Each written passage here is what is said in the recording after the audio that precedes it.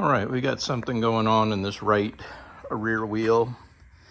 I've lifted all the car up and spun the wheels looking for the source of that noise. This right rear wheel is off the ground, and listen to this. It's moving in and out about 1/8 to 1/4 inch in and out. That can be a couple of things. We'll have to check the bearing, the retainer plate, see if it's loosened up or if there's some kind of worn part there. The driver's side is tight.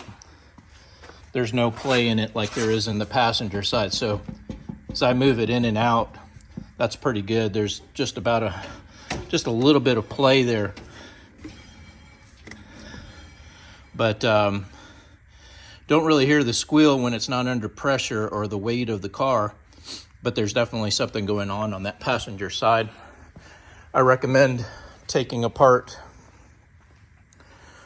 the drum, the wheel, get down in there where the brake, where the axle flange is located. See if we can see why the axle is moving in and out and causing that play. You want to get that play out of there.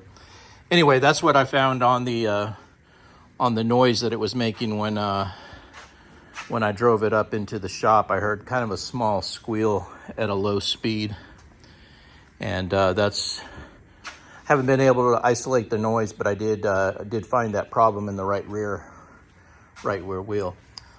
Just want to send you this update. Talk to you soon. Bye.